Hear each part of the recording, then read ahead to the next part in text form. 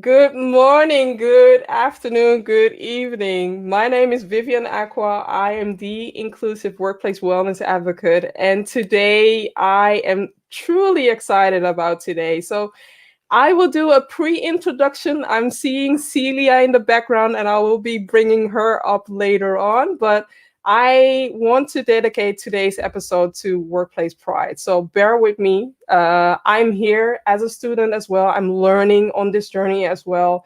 And that's why I'm bringing a few guests who know so much more about this because it's necessary for us to dedicate today or this month or 365 days towards the LGBT community and show our support and not as a love. So I'm here, even though I'm the host, I'm here as an ally to speak up and to show up and to support.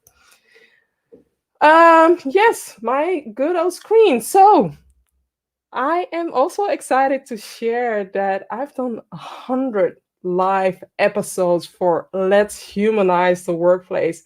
When I started out in 2019, I guess somewhere in October, November, somewhere there, I was dealing with a situation where I was being dehumanized in a workplace and it got to my bones. It really was just like, there have to be someone out there who understands my way of thinking, but also understands that we cannot only point the finger at the manager or at that one colleague. We also need to take our accountability. We also need to take responsibility towards humanizing the workplace. So humanizing the workplace is not about pointing the fingers towards the manager or towards the employer. It's about how can we collectively humanize the workplace together so that everybody feels like they belong and everybody is included.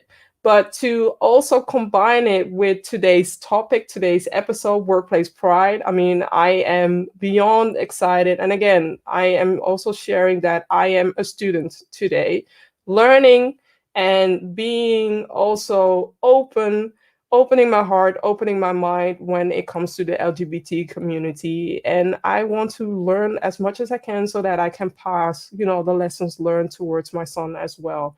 So I don't know if you have noticed the flag. So there is a flag. It's a reboot flag of the LGBTQ Pride flag, and I guess that it's started last year to also put an emphasis on the inclusion part and the progression part. Please Google it. Please Google the new improved LGBT flag because LGBTQ flag because there is a story behind it, and I just want to show my support and show my respect for this flag so that you understand why it is important to support. And I am not playing a part of this pinkwashing, but we will have the conversation later on. I also wanted to highlight something. No, this is the part where I'm going to bring up the speakers one by one. So today I have Mark Travis, and I'm going to bring his bio up so that I don't don't mess things up. So Mark Travis Rivera is a professional storyteller, choreographer, DEI inclusion specialist, speaker, and a writer based in California, USA. And then I have Celia Sandhya Daniels, who is a D&I champion who educates, empowers, and advocates for the transgender and gender variant and also intersex individuals in the corporate world. And last but not least, Yuli Kim is a DEI consultant who believes in a sense of belonging is a prerequisite for anyone to perform their best at work. Welcome, everybody. Thank you for being here all. And I will kick off with Mark.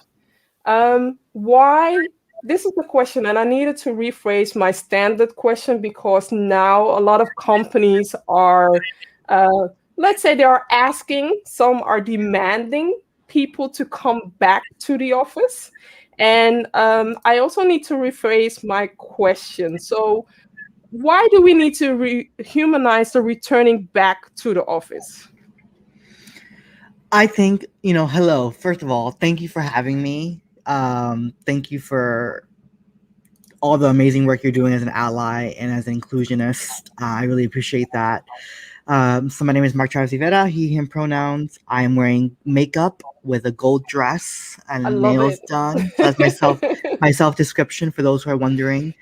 And, I always tell people, this COVID pandemic has really made us realize, one, working from home is possible. Mm-hmm. Two, disabled people have been saying this for decades, Yeah, right? So I'm a disabled individual. I was born disabled. And people with disabilities have been saying for the longest, we need to make society more inclusive. Working from home, having a hybrid model is more inclusive in the workplace. And so as people exactly. want to get back to normal, they have to really question what that normal was before and was it working? And this idea that, as a gender non-conforming person, I'm safer working from home than I am traveling the streets. As we think Yeah, about Black and brown trans women being murdered at disproportionate rates in the U.S. yeah, So there's a lot of reasons why working from home is just better. Productivity is not suffering. There's a lot of different components to think about. And so I think part of going back to normal is realizing that normal wasn't working. And mm-hmm. so we have to redefine what normal is. Yeah. I love that. Redefining what normal is. And Celia, what would you say?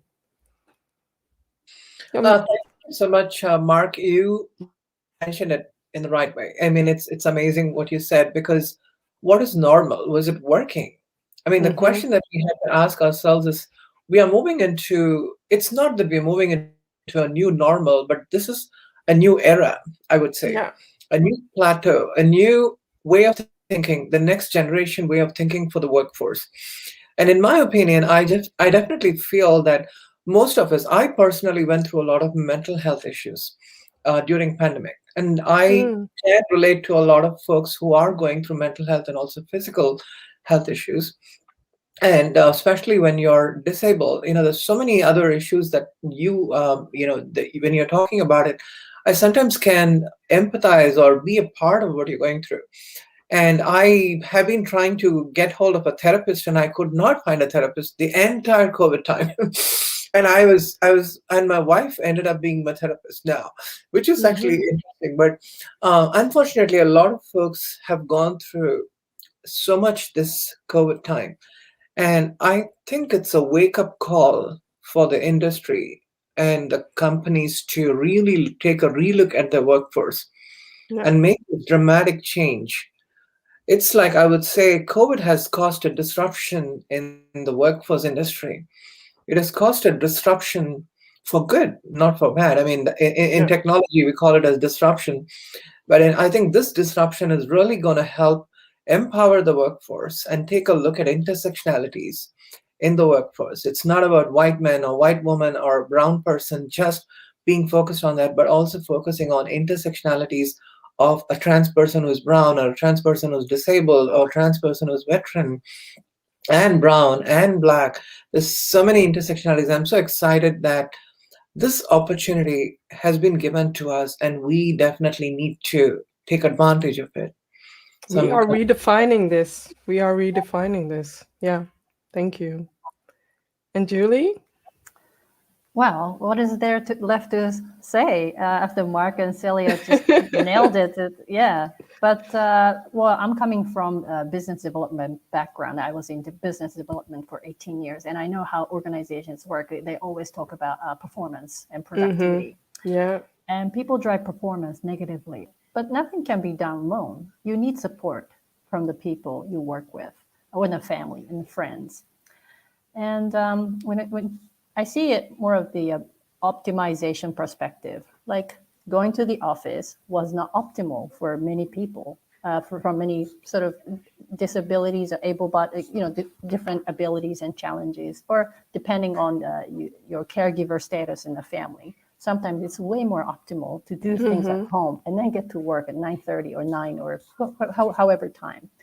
And I think organizations should be way more open to measure the productivity and performance when it comes to, yeah, that it's 2021 after, this pandemic. Well, things have changed, and like I see a little guest yeah, back there. I know. It's his bedtime. Yeah, I Come up. know. Yeah.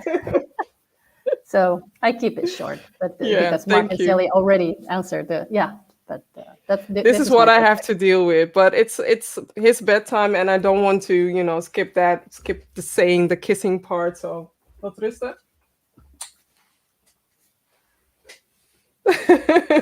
That's my 7-year-old Orlando. So going back to the reason why I invited you all, and I'll start with Celia this time. Why do we need to put an emphasis on pride at work? Why is it important? What should people know? You're muted. Sorry, pride is No so important. worries. Yeah, I know. It was a beautiful thing, when you're kissing your child, and it's a part of our life now. It's a part of being who we are. And I have a 21-year-old daughter, and I remember coming out to her when she was 15 years old. And one thing she said was, "Dad, I love you no matter who you are and how you present yourself." And to me, that was more important. Even during Father's Day, she gave me a hug. And it's not about how I identify, it's about how I am relating to her. That's what matters.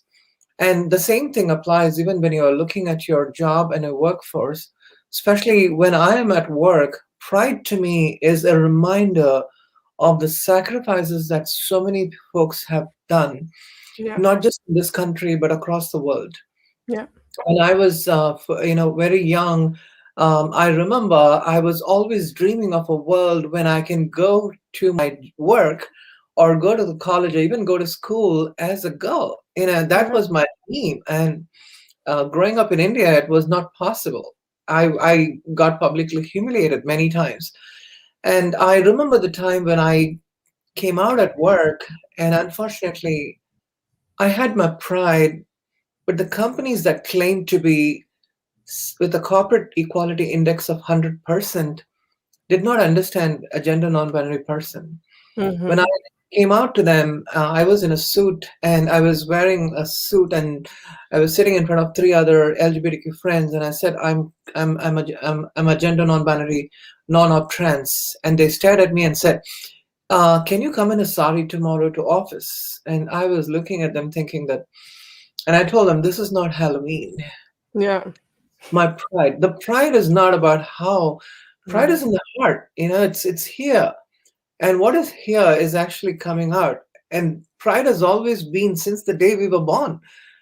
And we were not able to express that pride. And now that we have this opportunity of companies accepting, we see this rainbow flags flying all over the place. I sometimes despise just companies putting the rainbow flags just for the sake of pride. And that's why pride to me is 365. Yeah. We always say this. We are going to talk about the flag part later on. We are definitely going to address that. But yeah, I really like one thing which I always say is the change comes from the heart of the employees. That's the humanization part of it, not from the letterhead of the company.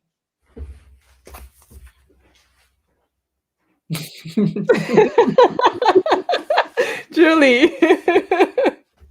Awesome.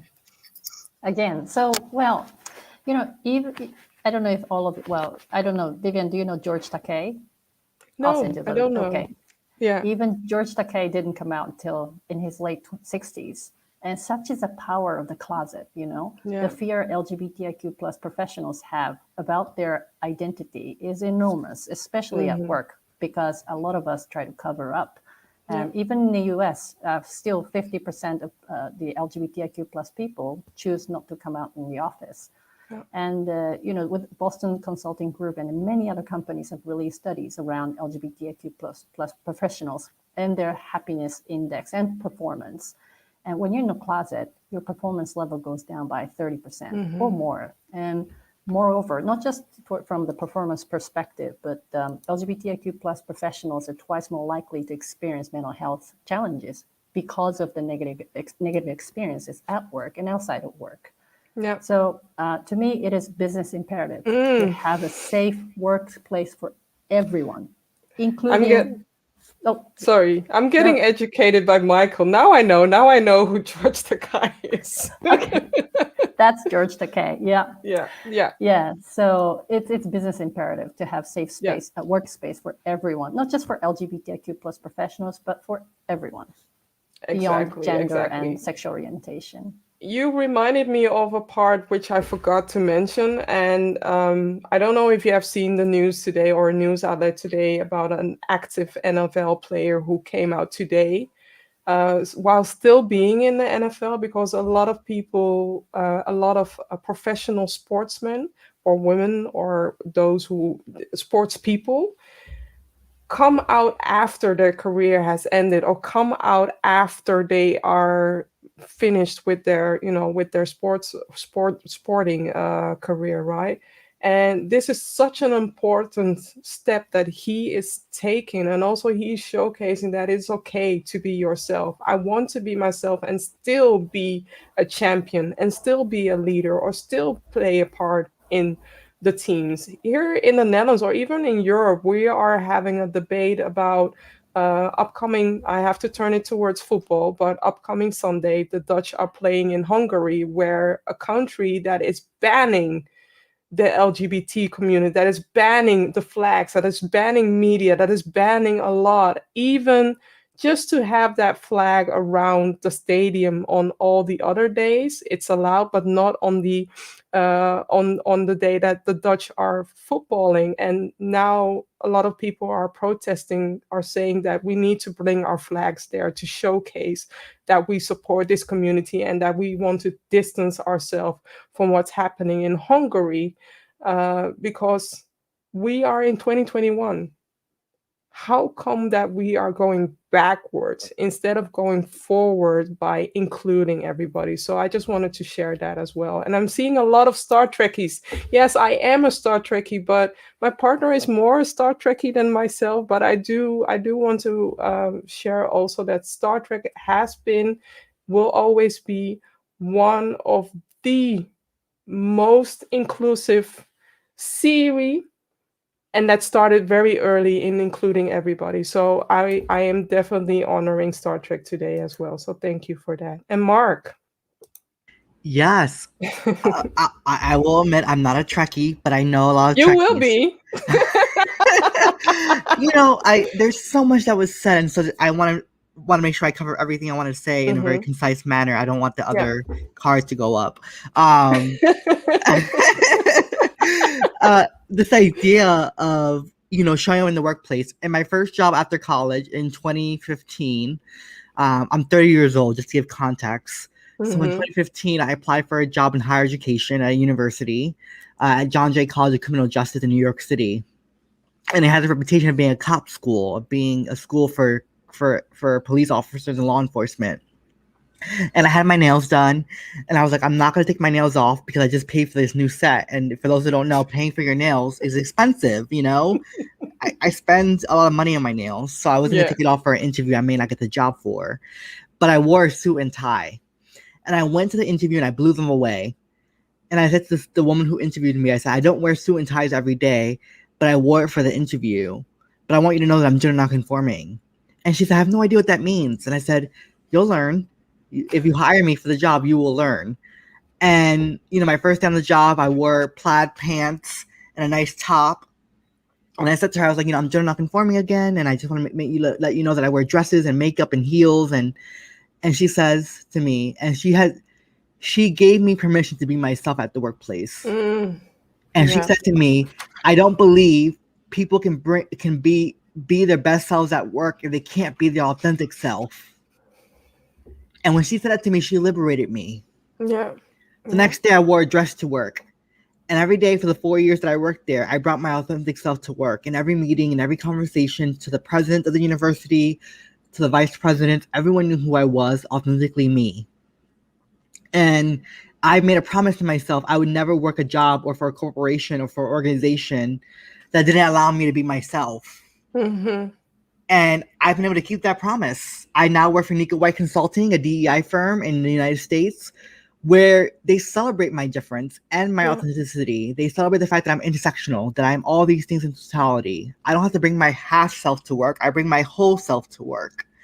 And I will say that my performance thrives because I'm able to be my authentic self. And so I want people who are listening to this talk today to recognize that when you give people permission to be themselves at work, you give them permission to bring their best selves to your organization every single day. And that's only going to improve productivity, or that's only going to improve performance, and that's going to optimize profits. If you care about the bottom line, you should let people be the authentic self at work. Okay, I have a confession to make, and the three of you, it's just like popcorn elements all over the place. I am having a hard time moderating or facilitating this conversation because I am fanning with what you're sharing. I just wanted you to know that you don't know, maybe you don't realize how powerful the message that you are sharing right now, how powerful this is, and how you are inspiring people, but also educating people to allow people to be themselves. Thank you all. We are just like 20 minutes in and you are already making me emotional. So thank you for that. Thank you for that. And it's a first that I'm getting this. Well, I've been emotional this before, but yeah, I am fanning at the moment right now. But getting back to the question that I want to ask you, because Celia mentioned something about pride and companies using the flag just out of promotion. Using the flag because it's that time of the year where you can put that sticker on your company logo or where you can shine. But I want you also to tell the real deal, because the pink washing, the performative diversity where you are, showcasing that you are welcoming diversity, but then again, you are behind the door, you are excluding diversity, or some people call it the rainbow marketing. What is your one tip for those companies, Julie? I think people are not stupid, right? So people know. Well, no, we are assuming rephrase. that people are not stupid. No, we are assuming that in general, people are not stupid. Yeah, consumers are becoming cleverer, more intelligent about their choices with the services and products that they purchase, right? So for what I'd like to see with those companies is that they should always connect back to their organizational values. So it doesn't have to be only in June to talk about LGBTQ plus lives and to improve their lives at work. It can be all year-round activities. But it's great that they're putting more resources and getting more media coverage in the month of June. So I'd like to see the companies to connect back to the organizational value and connect with other initiatives with Black Lives Matters and more gender equality and making more workplace more inclusive for all the people, not just for LGBTIQ plus professionals. So that's what I'd like to see. Yeah, and to add on what Julie just shared, I mean, some companies are that big that they have ERG groups. Some companies are that big that they have multiple ERG groups. So let's say that you different times in the year, you cross-pollinate. You invite the other ARG group to attend the sessions of the other ARG group so that we all can learn from each other. I am having my mini ERG group here just by being the host, but also showing up as an ally and eating my popcorn, educating myself on the long way. So thank you, Julie, for sharing that. And Mark. You're muted. Sorry, you think no I would worries. know how to unmute myself. Exactly. But, I think what I love about being an intersectional being is that I get to celebrate myself every single day. And I just happen to have multiple months throughout the year that are highlighted for my identities, right? So September, October, Latinx Heritage Month, July, Disability Pride Month, June, LGBTQ month. You got the whole year covered. I got chunks of the year covered, and so I always tell people, how can we celebrate people all year long? Right? How can we be intersectional in our celebration of people? Exactly. There's no separating my Latinxness from my queerness, from my disabledness, from my gender nonconformingness. I am all of those things in totality, right? And so what I recognize is that, hi Steph, thanks for being here. What I recognize is that we need to celebrate people for who they are. Yes. We need to celebrate people for showing up Yeah. I have mental illness. I was diagnosed with bipolar disorder and depression at a relatively young age. And I recognize that there's so much stigma attached to who I am. Yeah. But when companies do more than just put rainbow pride flags throughout June, when we take time to celebrate and learn and have moments to grow together, I recognize, am I valued every single day or just in June? Exactly. And I've been fortunate to work for organizations that value me each and every single day. In my low moments, in my high moments, I am Hmm. valued. And so organizations need to value people every single day, not just during Pride Month. And I think that, they have to invest and put their money where their values are. Yeah. Yes, so you're making all these Pride products, and I love Targets, for example. I love shopping at Target, and they are investing money into the communities, right? And they're investing money, and so yes, are you profiting off Pride Month, or are you reinvesting some of those resources to invest back in the Exactly. community you tend to celebrate? Yeah. And not every company is doing that, which is wrong. Be I think transparent about that as well, because I've seen a lot of initiatives, a lot of rainbow exercises where I'm just like, if you're doing this, what are you doing for the community? Which nonprofit organization are you supporting? How right, are you educating your people to raise awareness, or what are the barriers that people from the LGBT community are facing, right? What are you doing internally, but also externally to prevent those barriers from happening or to dismantle those barriers? Put some, I'm not saying all, but put some efforts in supporting these social justice organizations, because they need your support as well. And don't use them as your brand marketing, right, because people see through performative diversity marketing. yeah, Yeah. Celia, thank you, Mark. I always tell the organizations that I'm working with, especially from Transcan Work. I'm the chief programs officer for Transcan Work. I've seen a lot of organizations, especially reach out to us during the Pride Month, and they just call and say, "Hey, I want to work with trans community, and we want to hire more trans."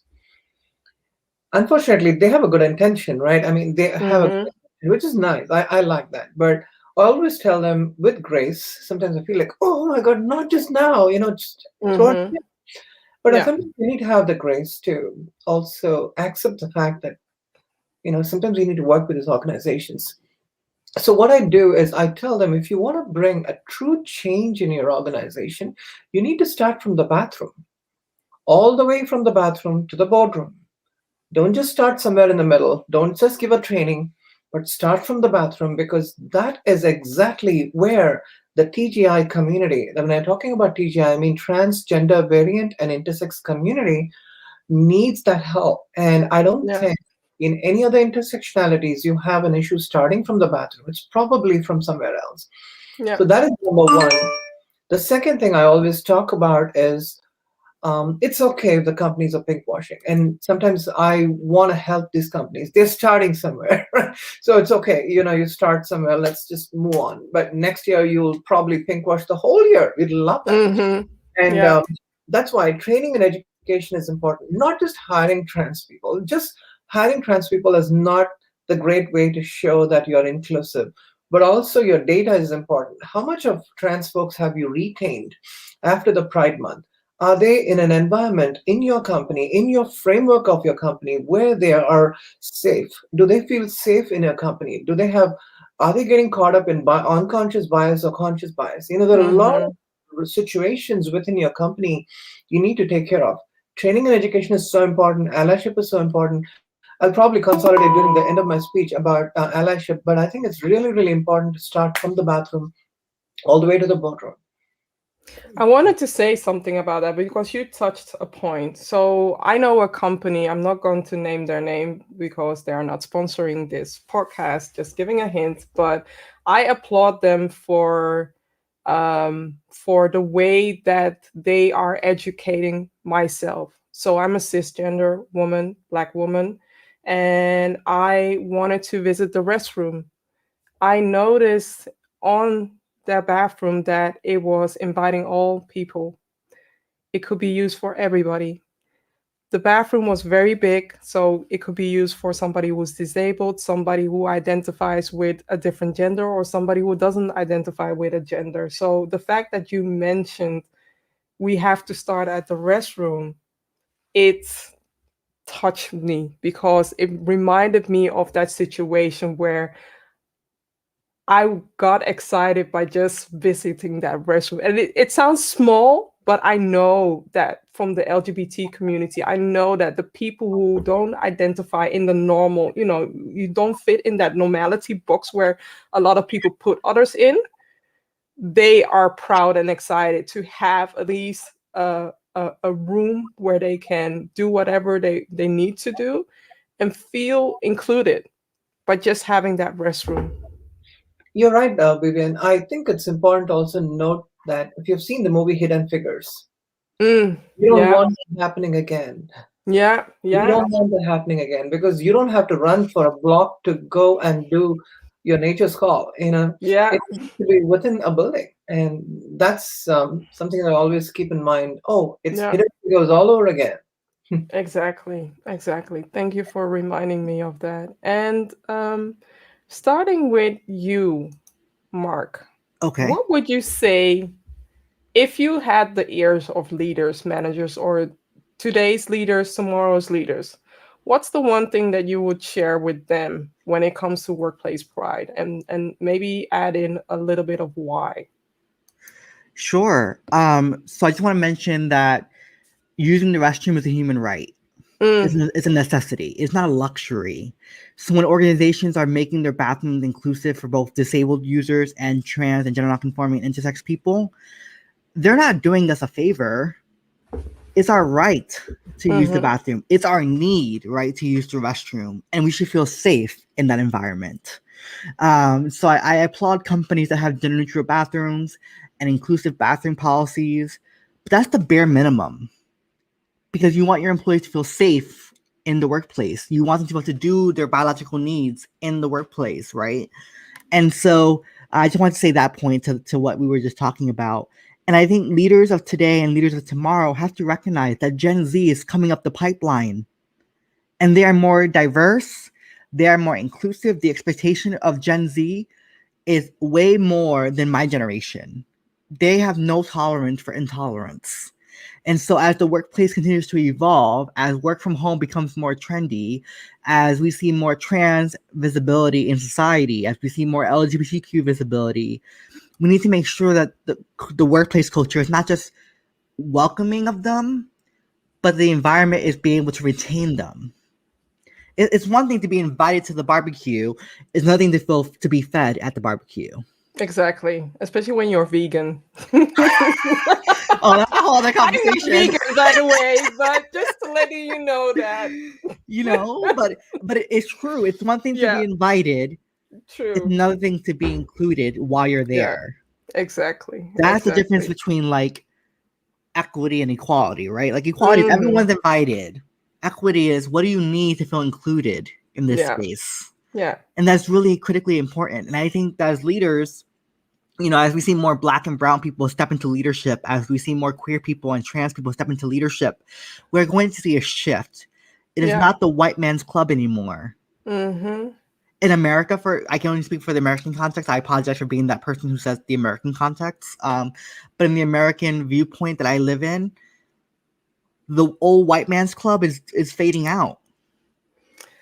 Spread that magic into Europe, please, because we need that magic Well, there as yeah, well. it is. It's Yeah, fading out. And as we see yeah, more and more Black and brown folks step into leadership, and more queer and trans and LGBTQ folks step into leadership, and disabled people step into leadership, we have to recognize the world is evolving. The workplace yeah, has to evolve with it. yeah, And if you yeah. want to profit, if you want to be successful in your business, you have to stay with the times. There's no need to digress. We can't go backwards. We can only go forwards. Exactly. Thank you, Mark. Celia. To me, the question was more, what would you tell your leadership? Was Yeah, that the question? true, true. I like what Mark said about equity versus equality because the point that I always think about pride to me is proclaiming our radical individuality that demonstrates equity, and that's what's Mm, PIDE. I love that acronym. Yeah. Just try to remember that. I love acronyms. The important thing, I think, for me, when I talk to the leadership, is basically to tell them that, are you ready for 2025? Because 60% Mm, course yes. is going to be millennials, and also 27% of the youth in California identify as gender non-binary, and it's already there by Williams Institute research, and there's research all over the place. So you need to start thinking about revamping your workforce, because in your mission statement as a CEO, as a C-level person, you do have one segment about empowering your team or your workforce, and it's so important for you to also think about it. And also, I would encourage you as a CEO to also help your board to bring diversity there. Because I've done a research on close to probably 80% of the Fortune 100 companies. In my past company, I was doing a research. And I found that a lot of folks in the board always have one Black person, one Asian, Mm-hmm. The one token person. and Yeah. one woman may be there, but in the C level they will just bring in a lot of intersectionalities. I see that there, but I see a lot of disparity when it comes to the board, because the board controls the money, they control the Yeah. venture capital, they control a lot of the value of the company. And to me, if you want to make a change, it's not at the C level. I'm going one level above that, and even talking to the venture capitalists and saying that, are you really interested in diversifying your portfolio when you're working with companies? That's where the change has to happen, not just at the Yeah. company level, because companies are just driven by leadership. But I would really go to the investors and places where the change needs to happen, and that Yeah. is what I would love to see. I also want to add two things. So you mentioned about asking the stakeholders to hold companies accountable when it comes to investing in them, but also realize that as a consumer, we also have power. We are also external stakeholders. So be mindful of supporting when you buy something or when you want to support a company. Google their website, Google their statement. What are they really doing? Not what are they posting. What are they really doing, so that you can learn more about where you're buying from, right? I've also noticed that in the States, there have been some banking started for the Black community, but also some banking started for the LGBT community, where they want to support their community by providing services catered towards the LGBT community. And I find that genius, because if you can, if you can join them, create your own company, create something else. And that's what's happening now. People are going to divide and conquer, and they are going to show what they are missing. If they don't see it within your company, they will create it elsewhere because they are lacking something that's not within your company. So be mindful of that. 2025, it's really happening. And if you are thinking about when to talk about this, or if you are still in that ostrich phase where you don't want to see diversity, you don't want to speak diversity, you don't want to hear diversity, then you are already late. You are already late. So I want to hand the mic to Julie. Well, I have a confession when it comes to this bathroom discussion. A few years back, I was studying at the university here in Amsterdam, and I was in an LGBTQ plus group, and I was having lunch with a bunch of friends, and then in Amsterdam, everybody has their own water bottle. We just carry it around. And then I noticed that this non-binary, one of the members, they didn't have a bottle. So I was like, oh, you don't have a water bottle? And they said, well, I don't drink water at school.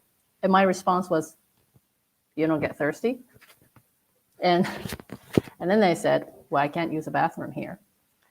So just to give you a little bit of context, I've dated somebody who used wheelchair in the past. So I don't see the sort of bathroom disabled. The bathroom is labeled as disabled bathroom, but I see the bathroom as all-purpose bathroom. That's how I see it, because I've used it. My ex-girlfriend used it.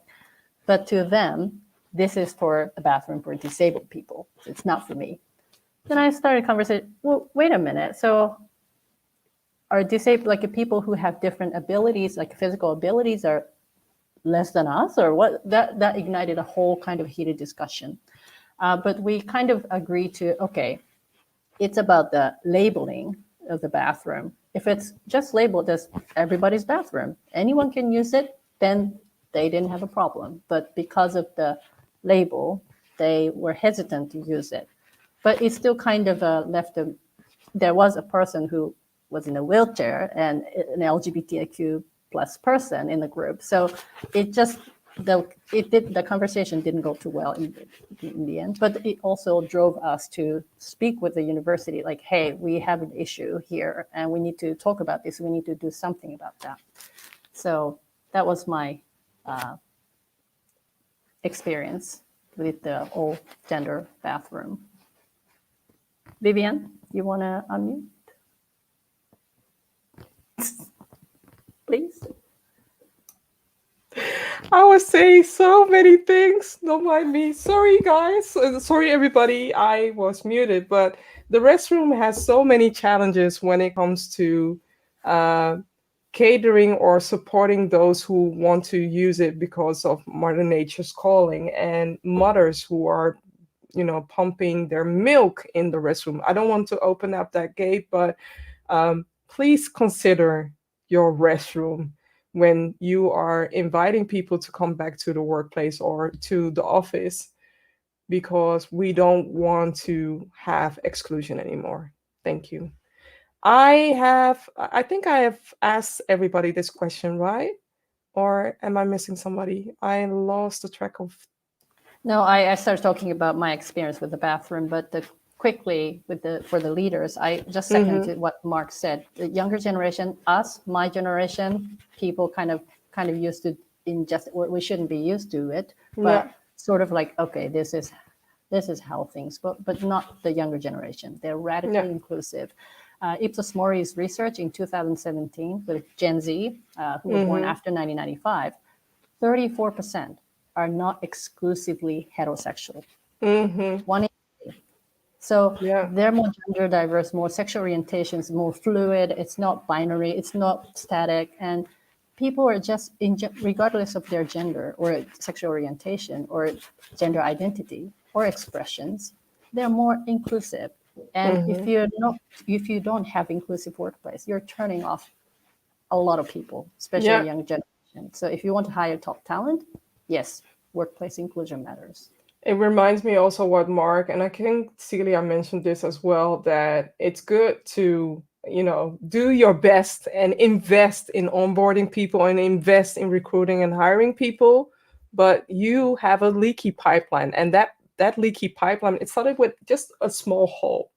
But if you don't attend to that, fixing that small hole, it will becoming the next the dam near the Nevada or near Las Vegas, that huge dam, it will break. If it has just one piece and it's not being fixed, that one piece gets bigger and bigger and bigger and bigger, and it will become the Hoover Dam maybe that's breaking out. And where is your company then? Because by that time, so many backlash is on social media or so many backlash is online. People know how to find the social media. People know how to find the journalists, and bad press, recovering from bad press. Ooh, that's a lot. Yeah, the Hoover Dam. Thank you. Thank you, Celia. So thank you. So coming back to the last question, and the last question that I have is, what is your wish for 2025 when it comes to humanizing the workplace and also workplace pride? And I'll start with Celia. One of the things that I would love for the companies to take from this call, and if you're in this call and you want to have a takeaway, I would start with the word allies. The word ally, A, is for acknowledge your privilege. L is to listen to our community. Another L is to learn to unlearn. And I is to instigate tough conversations and decisions in your company. E is to educate your people and your folks within the company. And S is to be supportive by getting involved. So the word allies is what I will also put the acronym in the chat. I will share the acronym. Thank you, Celia. This is something that we talk about. So that's what I would love to see. I love that. I'm supporting you with that. Julie. Celia, this she Yeah, said it. exactly. Sorry, they said it. Yeah, you said it. But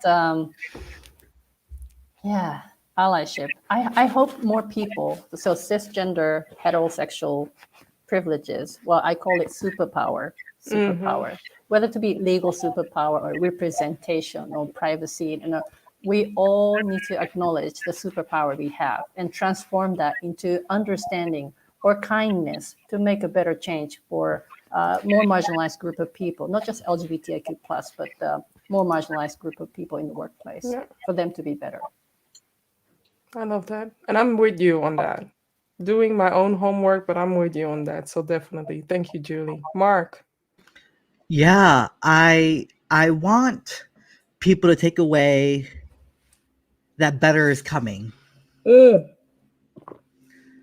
That within diversity, within the differences that we all have, that a better society is coming our way.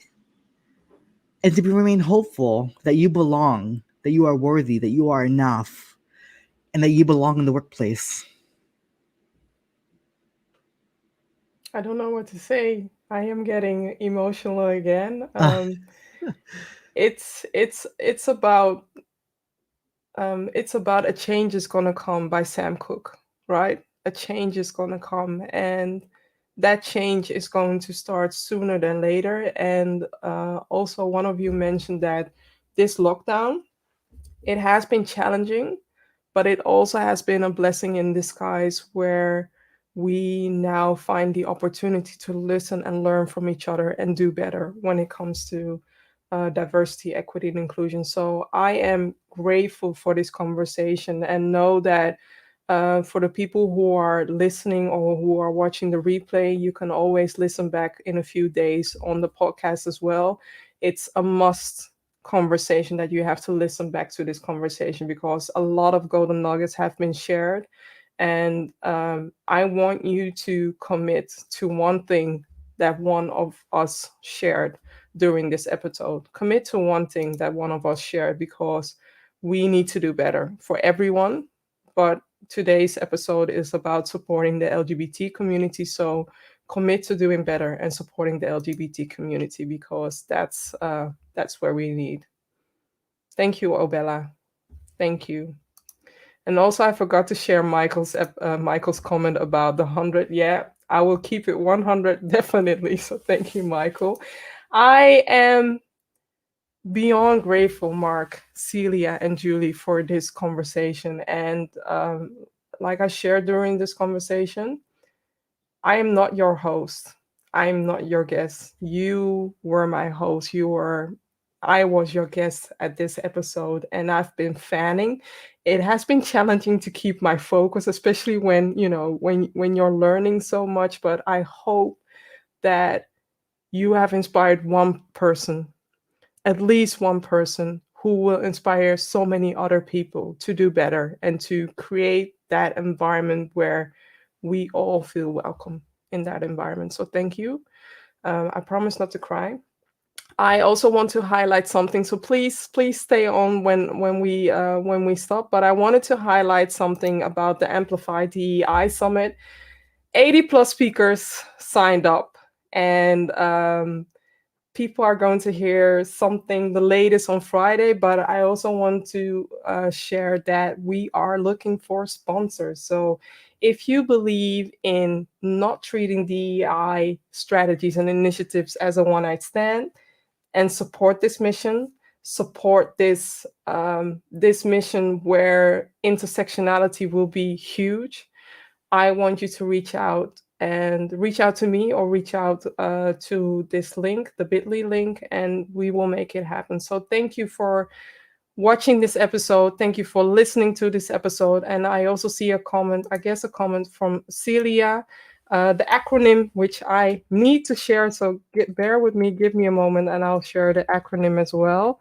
Oh no, did I share it as a comment? No, I'm supposed to share it here on as a banner on the screen. Well, because this is a very important acronym for us to learn as well. and it's important to educate ourselves to do better. So thank you all for making this episode. I'm lost for words to share, but thank you all for educating me, and thank you all for educating all of us. It has been a good episode, a good 100 episode to celebrate today with you all. So thank you. Until next time, within 2 weeks, I will be back. Bye.